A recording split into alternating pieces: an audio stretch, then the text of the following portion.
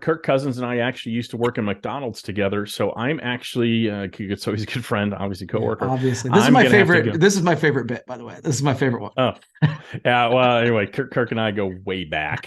He was fry guy, I was a shake guy. It was complicated.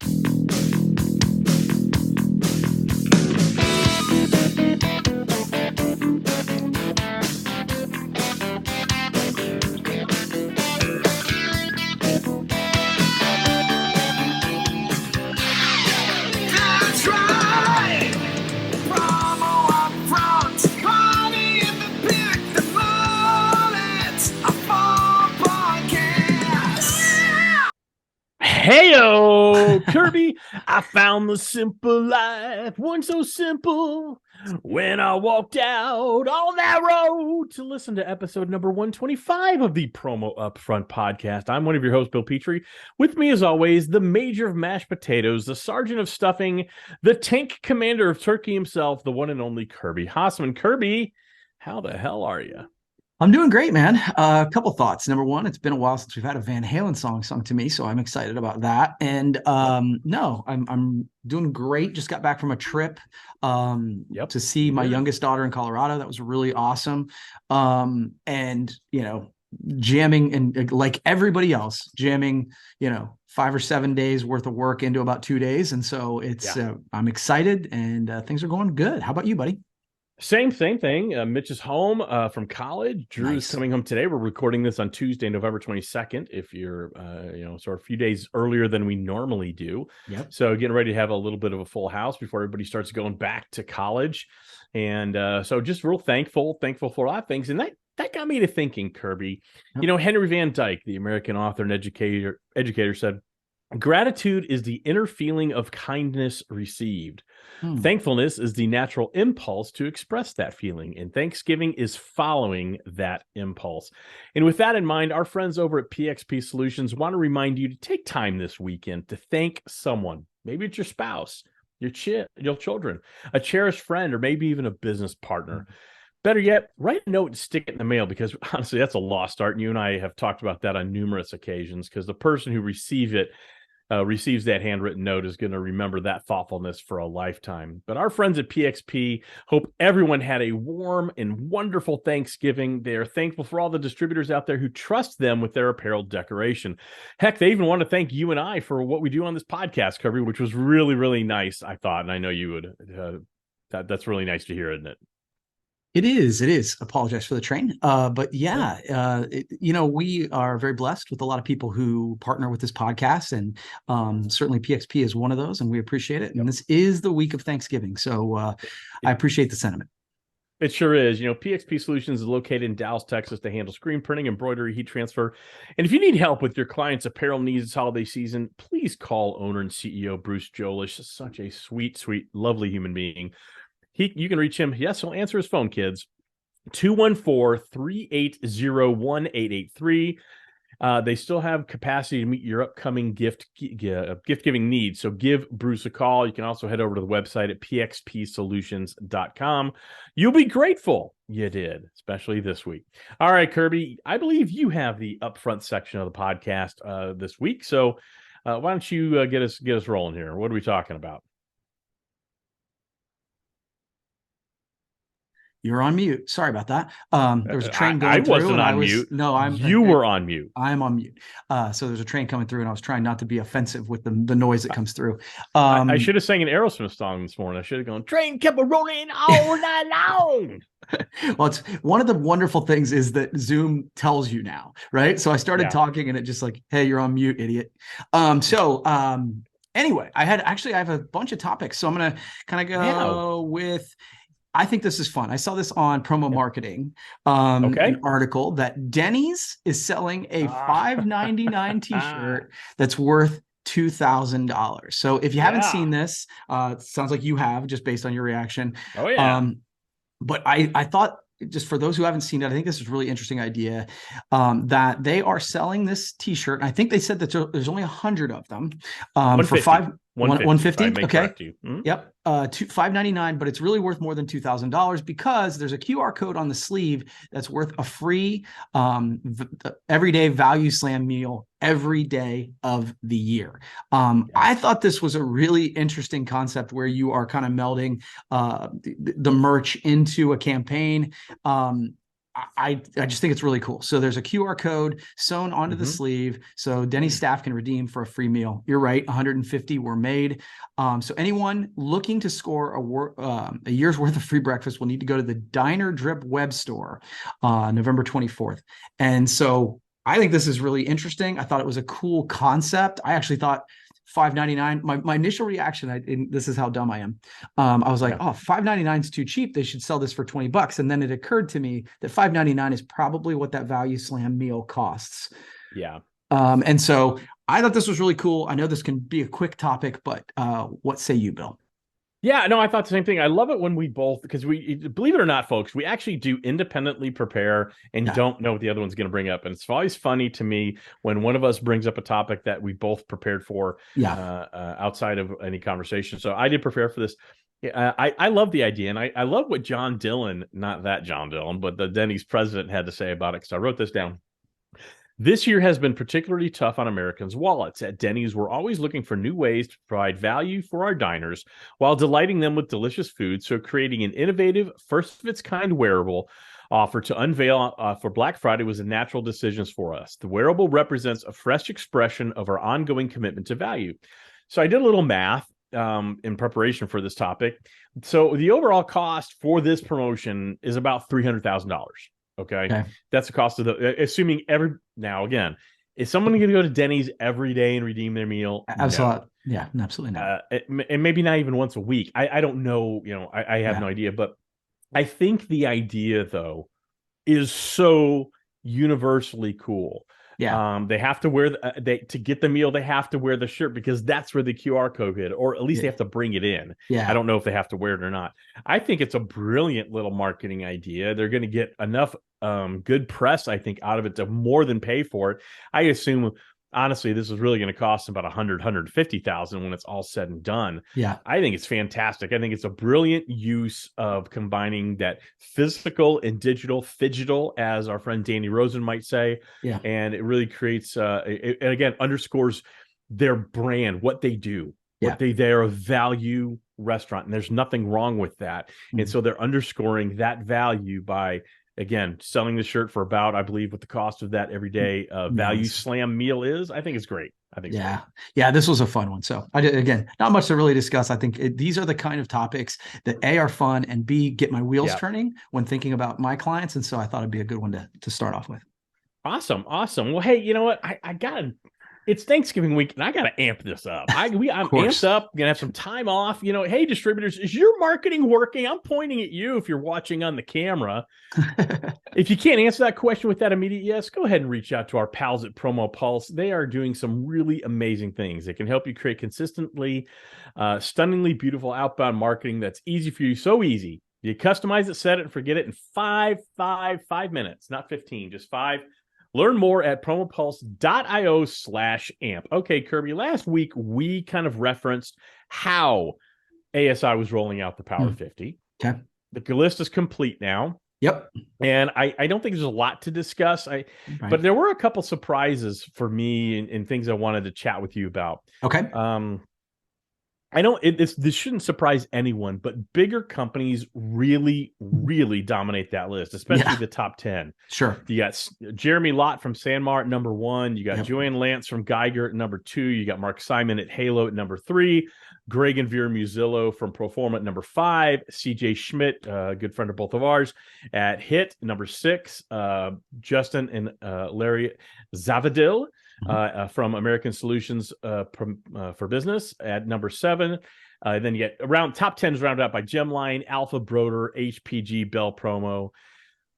I looked through the entire list, and I think there's only 2 smaller companies really represented on there, and that was Mark and Catherine Graham from Comet at 47, and Mark Scott Cohen and John Allegem.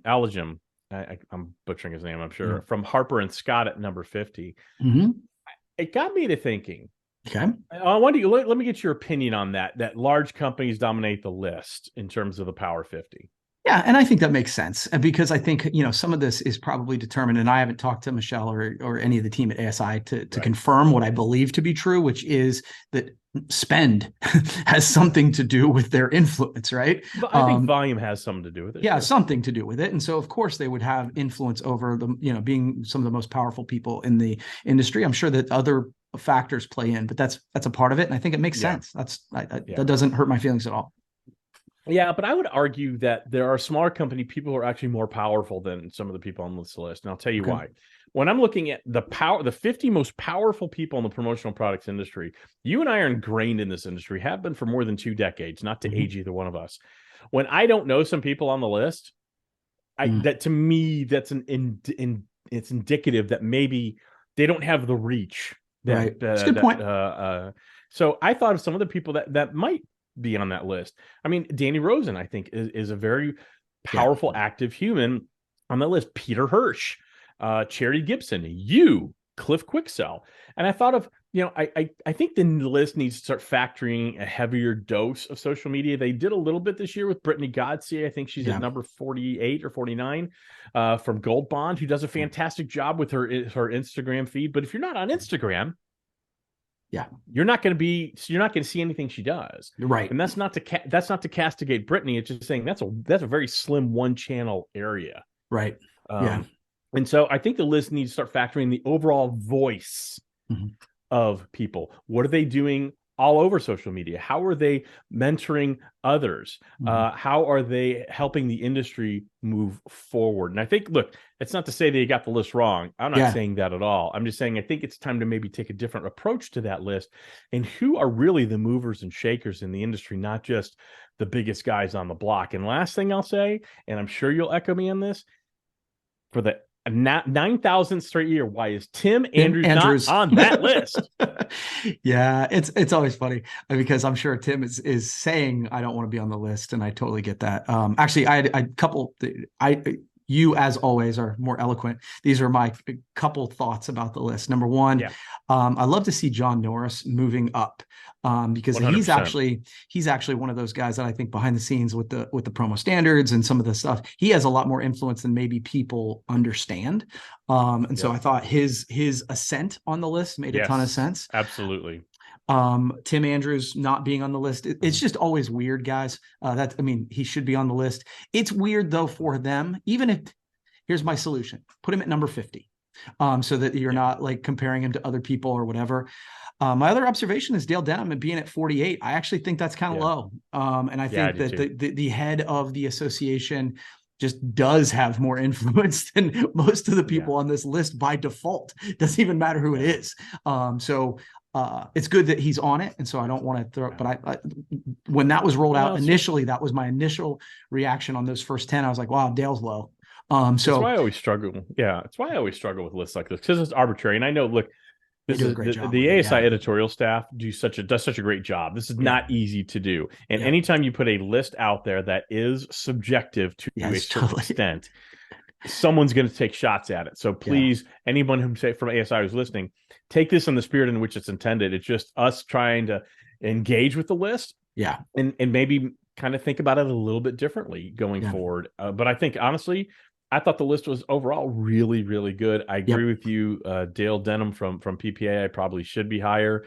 I've never understood. It seems like the president CEO is always low on that list, whatever low means that year. But I would agree with you. Yeah, but good stuff overall, and keep them coming. By the way, ASI, these are fun fodder, and I just really enjoy them. Not only as a podcast, but even when we weren't doing the podcast, these kind of lists always entertain me. So I love it. Absolutely. All right, Kirby, you got a topic for us? Okay, I am going to bring up one. You mentioned Charity Gibson. Charity sent me some links from TikTok. I'm on TikTok, but not very active at all, and so generally the way I consume TikTok is when people either post it on other social media platforms or someone sends them to me. And so this was an interesting one. So TikTok, if you hadn't seen it, did an influencer campaign with some branded merchandise. It kind of went wrong, at least based on, and I saw a limited number of videos about this, one in particular. But they did, TikTok influencers did videos of opening this influencer kind of merch campaign. And the response from them wasn't great. And I thought it was an interesting, just branded merchandise marketing conversation where, you know, if you are going to do sort of a merch influencer campaign, you got to be cognizant of who you're giving it to and what is going on from it. And so I don't, you know, assume you've seen this and wanted to get your take on that. And just again, for those who haven't seen it, this person was opening it. There were a lot of boxes in this, and I felt like the opening of it was very impressive. When you opened up the box, there was all these like boxes that fit together in there. But then when she went through and opened them, she didn't seem like she valued the things that were in there very much. So wanted your take. Yeah, let me jump in. It's almost like an advent calendar, like one box per day, I believe. And you open one large, that's what I saw it as. Yeah. You open one large box, and just as you described, there are about 24, 25 smaller boxes, not all the same size, but fit very carefully, very intricately in this larger box, which was really, really cool. I think my first thought was, I don't think TikTok understands their why. I don't think they know what they were doing. I think they felt like they needed to do something, so they did, but I don't think they had any goal in mind other than let's reward our influencers with this box. And you know, so that was number one. Number one, I don't think they really had a goal. The other thing is, they assumed their audience could handle it. It's all, everyone I saw, because I went down a rabbit hole. You sent me the links. I went down a rabbit hole, and everybody's doing bits. Okay. This box is designed to be on a table and opened up. People are holding it up and like intentionally making it all fall out. I mean, to make it look dumb. So that was that. Everybody's doing a bit. Everybody's trying to get their 15 seconds of comedy so they can, you know, get the TikTok viral. And then third, I think, you know, the merch wasn't great, but I mean, well, that's still, it wasn't like, let me phrase that. The merch wasn't like, oh my gosh, this is amazing. I think there was a spatula, there was a headband, there was a couple other things. They were lower cost promotional products, just as useful, just as needed and necessary. But again, people can't handle it, so they got to complain that it's not cool enough, it's not big enough, and it's in this packaging. The investment, I don't know how many they sent out, TikTok did. But again, it starts with, I don't think they knew what the hell they wanted to do with it anyway. Right. Yeah. I think that the overall packaging was really cool. That was my first impression when they opened 100%. It. Yeah. But I think, at least for me, and I think it probably goes to your point that you said that they didn't know what they were trying to do. They just wanted to send out a package. The influencer campaigns that I've seen that have been done and done well, and you are one of the leaders of doing that. They pick merch that is a little more high end. And again, no disrespect. I think that branded spatulas and dog bowls and colored pencils have a great place in our industry for, if they're targeted and thought out. This was one of those that I was like, man, they missed a pretty big opportunity, because you said they weren't like, oh man, well, you know what? If they sent out something really cool, they could have gotten that, that reaction instead of people doing a bit. The reason they could do a bit is because they sent out shitty stuff. And so, they sent out a lot of it. And so I would push back. I don't think they put out shitty stuff. I just don't think they put a lot of thought into it. You could have a lot of low-cost merchandise that builds on itself. Yeah. So you could have colored pencils and then package it, then a coloring book, and then some other products. So you could take, if it was me, I would take, okay, I got 24 days. I got 24 of these to fill. Yeah. Let's have each one build upon the next one. So at the end of this, you've got this wow. Yeah. Now, what I did see, and again, I don't know all the products that were in there, but they seem disjointed. Yes. Right. That's what I think the problem is. It's not so much that they were more value oriented. I mean, I don't know how much TikTok wanted to spend on this thing, but again, there wasn't that thoughtfulness. And when and thank you for your kind words about me, doing influencer campaigns and I've done a lot of them. You have to be thoughtful. Yeah. You have to answer a lot of questions. You have to ask yourself a lot of questions, and you have to answer those questions. Why am I doing this? What do I want the people to feel? How do I want them to experience this? To me, it was just a really cool packaging with a lot of disjointed, useful, but disjointed merchandise. I want to tell a quick story on myself years ago. So at Christmas time, I am like a 12-year-old. When I buy something for Amy, my wife, I am always like, I am so excited to give it to her. Before we had kids, I would be giving her gifts on December 12th because it's like, I'd be so excited and to my defense, it means I was really excited about the gift I was giving. But so one year I kind of was like, okay, I've got it. I'm going to do a 12 days of Christmas with my wife. So then I can have something to give her every day leading up to Christmas Day. And I will say that sounds great in theory, but it's really hard to buy inexpensive gifts that are thoughtful for 12 days in a row. I spent more that year on Christmas gifts than I've ever spent in my whole life, because like by the fifth day, I'm like, I don't know, hiking boots. And so, doing something like that. An influencer campaign, back to your point, has to be thoughtful, but doing it the way they did it, you got to be even more thoughtful, because what you just said is really good. If you built to the end, that would have been really interesting. And then, anyway, I thought your take is good. The other thing is, no, thank you. I appreciate that. And the other thing is, I don't think they know their audience. Do you think everybody was going to wait and open those as directed? That's not who that group is. They're people who want attention, so they're going to amplify it, pun intended, but they're going to amplify their reactions. They're going to amplify the good, and they're also going to amplify the bad. So there you go. Cool. That was fun. Right, good one. All right, Kirby. We do this every year. It is our Thanksgiving podcast, and so what we talk about are things we're grateful for, and we thought we'd do it a little bit differently this year. We have 3 categories and 3 things each we're going to be thankful for. The first one is 3 professional things we are thankful for. Kirby, do you want me to go, or would you like to go first? I'll go first. But go. The very first thing is just my team at the office. You and I talk about this on and off line. I am able to do a lot of the things that I'm able to do because of the Emilys, the Bryars, the Dustins, the Skylers of the world, because they do such a great job. So I'm super thankful for them. Awesome. Do you want to go through all 3, or you want me to go? You next. I'm thankful that Brand of 8 is really thriving. After 2.5 years in, I've been very fortunate to have a lot of great relationships that have really helped this little dream of my little pirate ship thrive. So I'm really, really thankful for that. It's been a lot of hard work, a lot of hours, a lot of scary moments, but feels really good that the business is doing well. So I'm really thankful for that. So I'm thankful for all the people who've supported me, yourself included, through this journey. Yeah. Number 2 for me is my peers here in the industry. It's interesting. I've got a really good group of friends here in my community, and that's great. But it's interesting to me that I have sort of that friend group and that peer group in the industry that when I have an idea, which I want to do, and when I,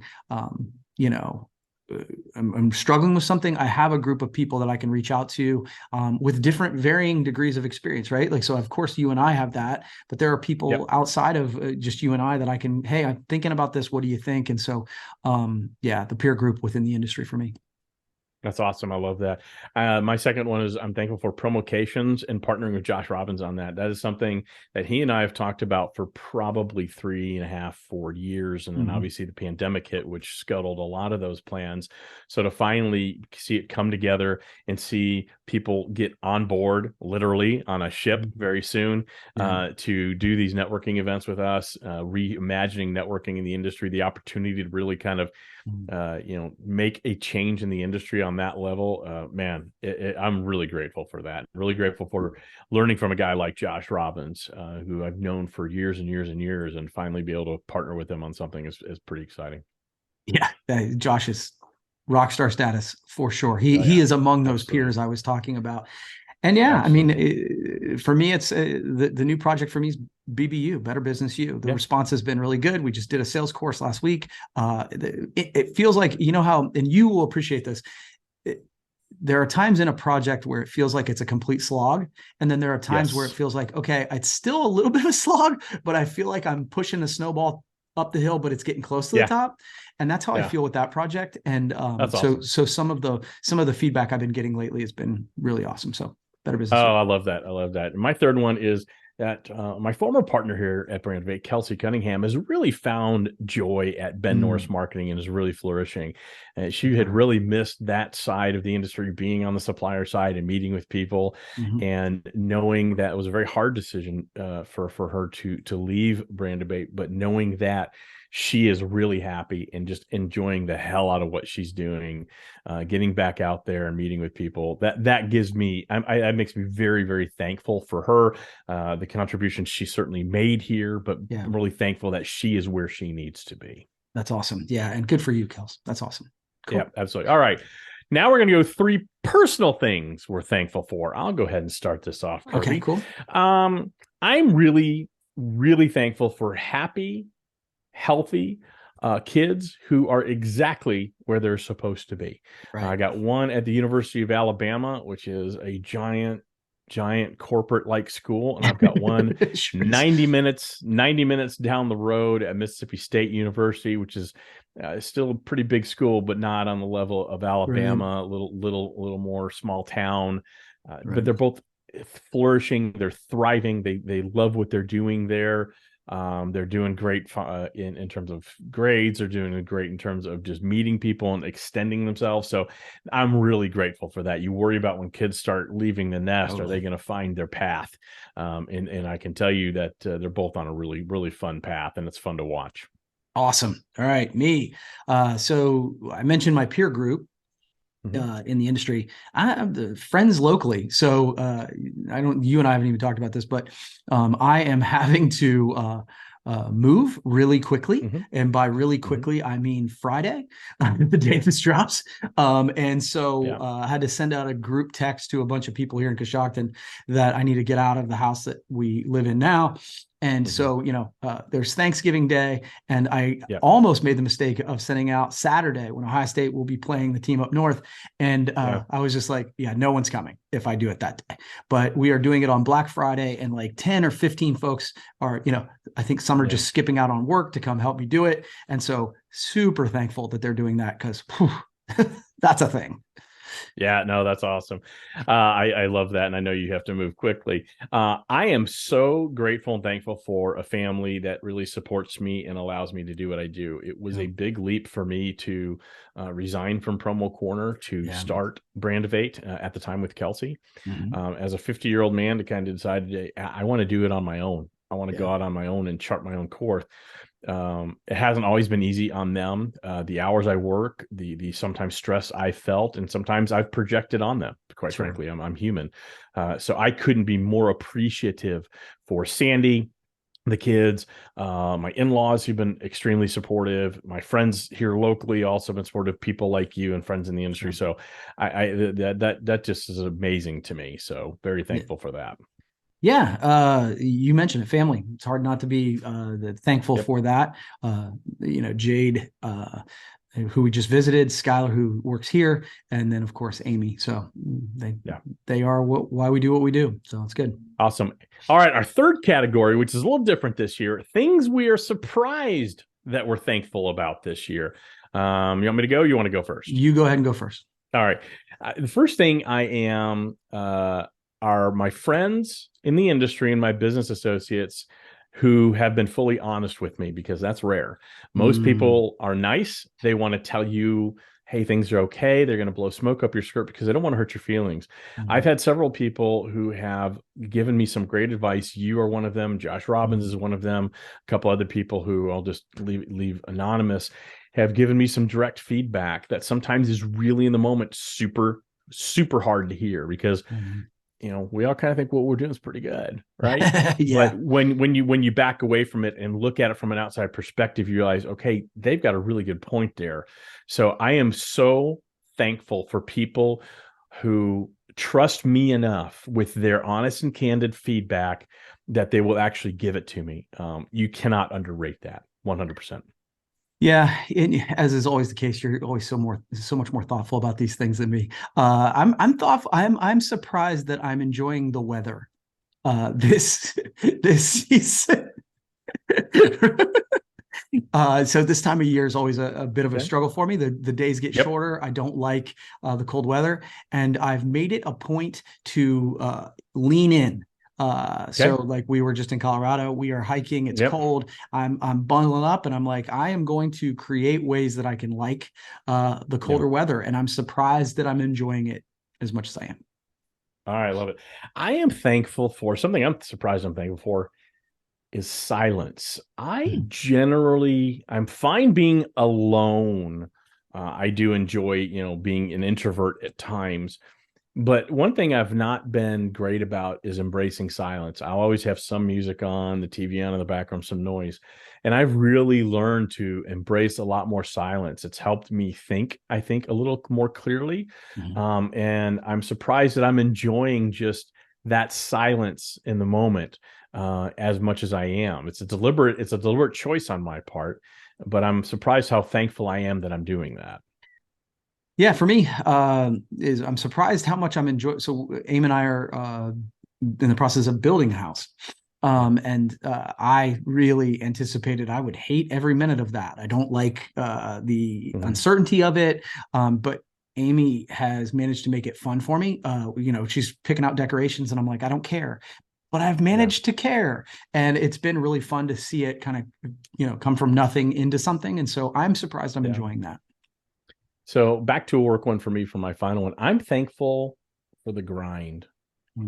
I know this about myself, but every once in a while you find moments where things you know about yourself really validate themselves. Yeah. The more work I have to do, the better I am. And the better I am, the more efficient I am, the more creative I am. And just like any entrepreneurial journey, there's a bunch of activity, and then there's a lull, and so on and so forth. And so the discipline of the grind, I am so thankful for. What other people would look at as that's mundane, I would hate doing that. I am so thankful for that schedule. I live by a calendar. I've talked about this on the podcast. I am so thankful for that grind and that discipline. So I'm really thankful for that. And I didn't think I would be. I think I'd be like, okay, I want to get to a point where I don't want to do some of this stuff. And right now I'm still very much I like doing a lot of that grunt work. Okay. Awesome. I'm thankful for Quincy. That's my final. This is my grandson. So, well, the end. That's a layup. Well, I'll add one. Let me say, like when I got the call, and the story, Amy and I were on vacation, right? Oh yeah, we were in Mexico, and I got a FaceTime from my daughter who says, "Hey, what kind of mental state are you in today?"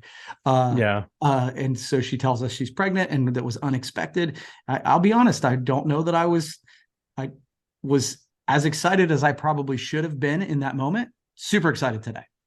But isn't that all erased the moment you see that little baby? I mean, just all washed. Doesn't matter. Whatever. It's all gone. As an observation, people tell you all the time, "Oh, being a grandparent is the best. It's going to be great. This is this."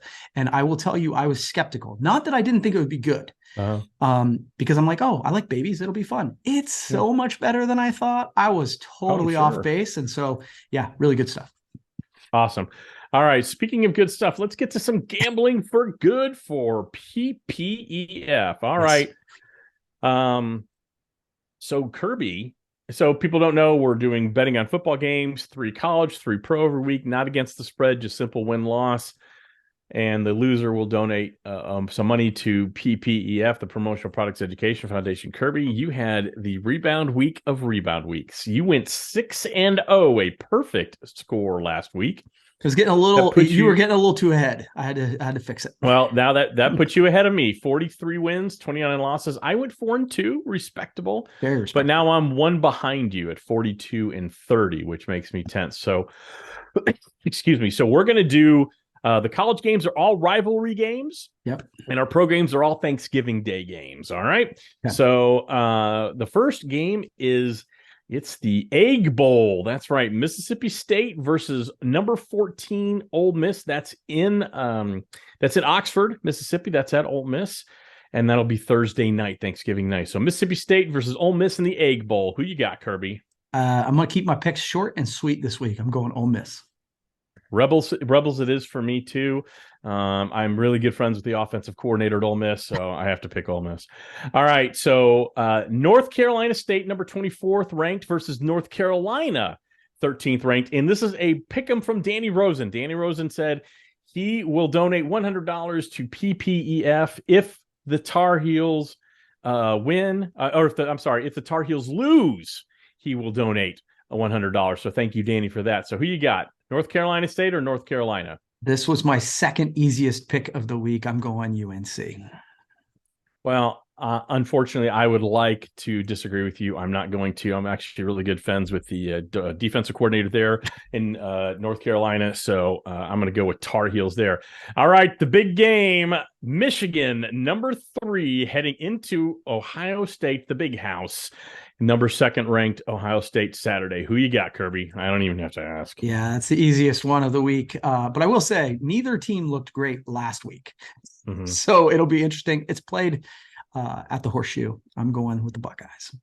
All right. I am actually really good friends with Jim Harbaugh. He and I are pretty tight, so I'm going to go with the Wolverines on this one in an upset. Plus, I can't root for Ohio State. All right. Thanksgiving Day football games. We've got the Buffalo Bills at the Detroit Lions. Who do you got? Oh, man. I'm going Bills. They're just better. Yeah. Yeah, Josh Allen and I went to preschool together, so I'm going to go ahead and pick the Buffalo Bills as well.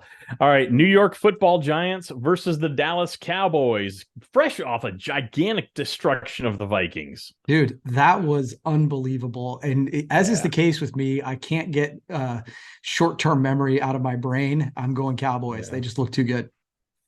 All right. Well, Mike McCarthy, coach the Cowboys, and I used to work in a coal mine together in Pennsylvania, so I'm going to have to also pick the Cowboys there. All right, Kirby, last pick, New England Patriots versus the Minnesota Vikings. The Boring Bowl.